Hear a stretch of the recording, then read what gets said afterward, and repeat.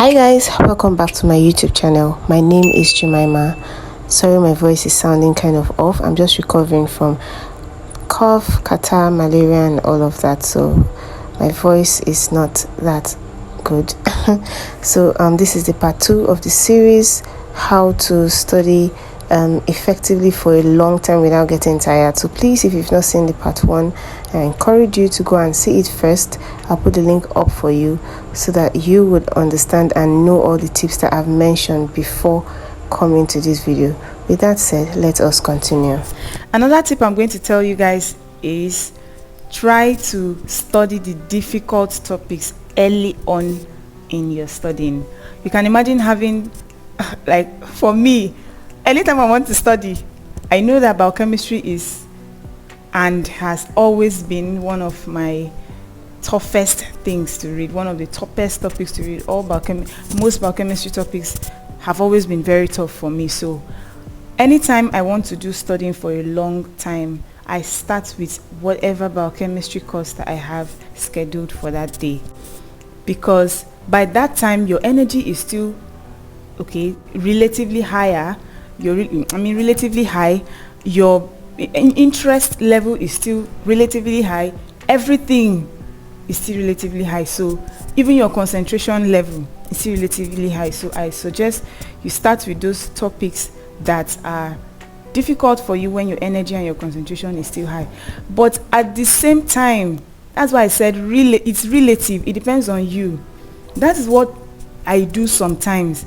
But most times, I usually start with those simple topics. Those simple topics. I start with those topics that, especially physiology have always been my simplest and sweetest and easiest course. So I usually start with physiology some days. Now, why? Because when I start with those difficult topics, they take longer time to understand.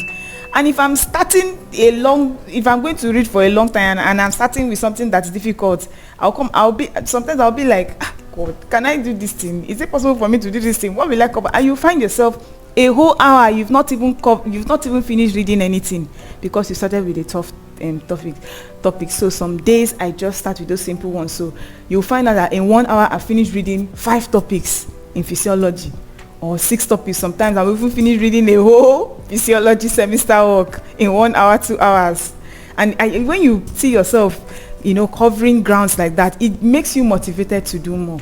So that's why I said it's relative. It depends on whatever mood you find yourself in. For me, I would not say this is what I always do. I don't keep a stringent method of reading. I try to be flexible depending on how I feel at that moment, or depending on whatever situation I find myself in. If it's an exam situation and I have that particular difficult course the next day, adrenaline go tell you, like, you will not need anybody to tell you that you have to sit down and read that topic. So no matter how tough it is, no matter how difficult it is, you will just have to sit down and read it and cover up. But if you're preparing for an exam that's coming up in probably a week's time, or 2 weeks time, or probably a month's time, you have the privilege of choosing whatever course or whatever topic that you want to read at that moment. Then by all means, choose which one will work for you. Either you start with those difficult topics when your energy is still high, or for motivation purpose, you start with those simple topics so that you'll be able to cover up a lot within a short time, and that will make you motivated to meet up with those tough ones, so that by the time that you finish all these simple ones, it's obvious that you've covered a lot of grounds, and you enter those tough ones at the tail end of your study. So in case you're not able to really understand those tough topics and it's still killing your energy, at least to be sure that you have covered up a lot. Okay, I don't know if you get what I just explained. So whichever one works for you, you can do it. But if you don't understand these 2 things that I've mentioned, please just drop it in the comment box so that I will explain better. Now, another tip I'm going to tell you about is lighting. God, have you ever studied for a long time in dim light? Trust me, sleep will come knocking at your door. Like, the way you will sleep, Imagine you're studying lying down on your bed, the window blinds are closed, you know, how you're in your room, the comfort of your room, nothing to stop you from sleeping. You will sleep. And the way the sleep will come, you will tell yourself that you want to start reading at 10 a.m. or 10 p.m. depending on if you're a night reader or a morning reader. And then by the time you open your eye, 5 p.m. is looking at you, or 5 a.m. is looking at you. So please try and get a strong enough lighting, okay? Try, and if you're studying in the day, please sit up, sit down, face your window or face light. If you're studying in the night, let there be light. If you have your reading lamp, let it be on.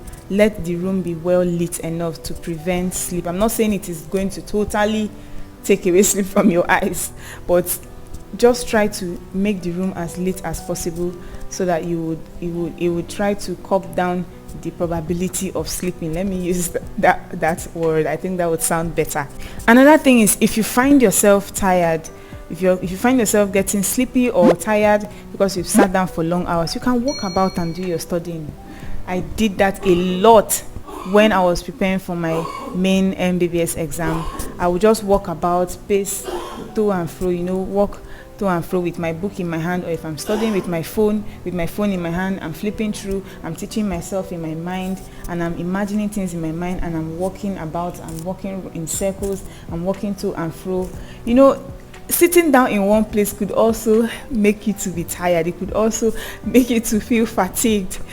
When you walk about, when you change your reading positions, like if you've not watched my video on how the weekend before my main professional exam, you see how I studied.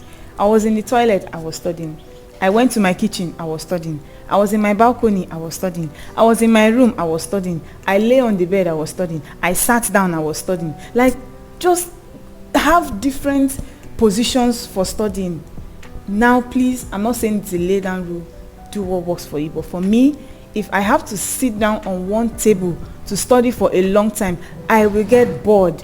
I will get tired. I will lose interest because I get bored easily. So I try to find myself, use different positions to study. I don't know if that makes sense, like study in different positions or at different positions. I think that sounds better.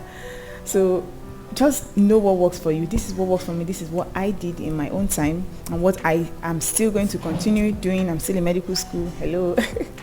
So find different positions that work for you. Don't just stay glued to one chair and table. Don't just stay glued to your bed. Even floor. I lay on the floor. I sit on the floor. Like, the positions were just too many. So if I get tired of lying on the bed or lying on the floor, I stand up and walk about. If I get tired of walking about, I sit on my chair. If I get tired of sitting on my chair, I go to my balcony, look at people walking on the streets, look at birds flying, and then I do my studying. I just made sure I did not stay glued to just one table and chair, sitting down for a long time. So I think that's what I'm going to say. So while editing this video, if there's any other tip that I have forgotten, I am certainly going to add it here. Okay, so I remain your girl Jemima. Bye.